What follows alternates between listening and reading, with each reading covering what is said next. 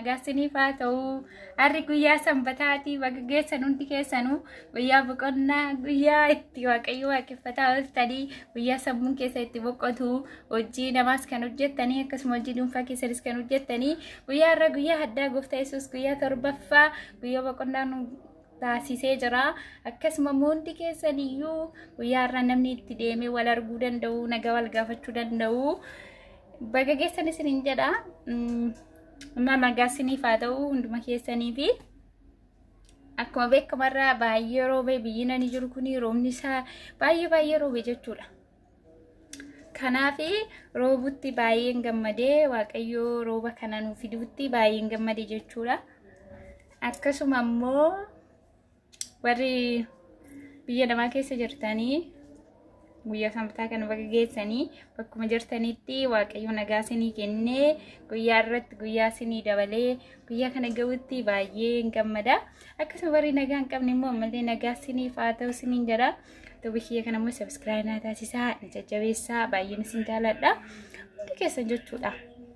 እና ሁላችሁም subscribe አድርጉ ምንም አልተጨመረም እና ማን ከነና jajjabeessadha isiniin jechuun barbaada.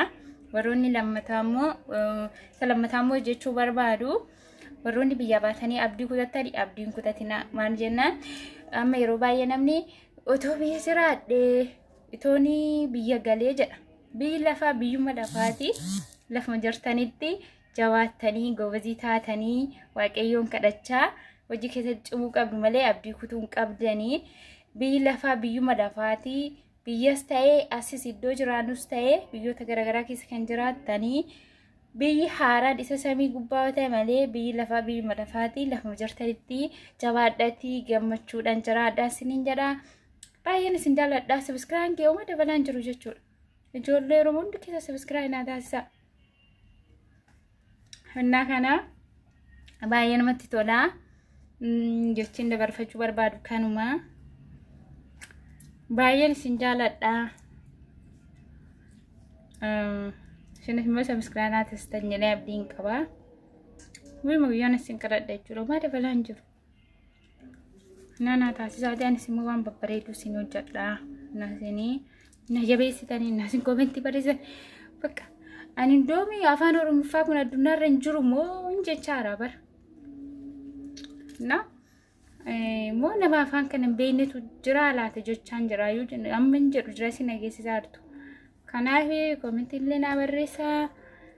Bakka jirra jedhaayi iddoo jirtanii simuma jettanii ilaaltanii hin baay'ina.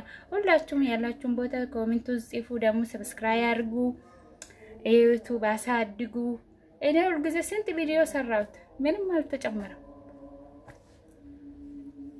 እና ከናሲን እንጀራ ባይን ሲንጃላዳ ቱርቲ ጋሪና ገባዳዳ subscribe አታሲዛ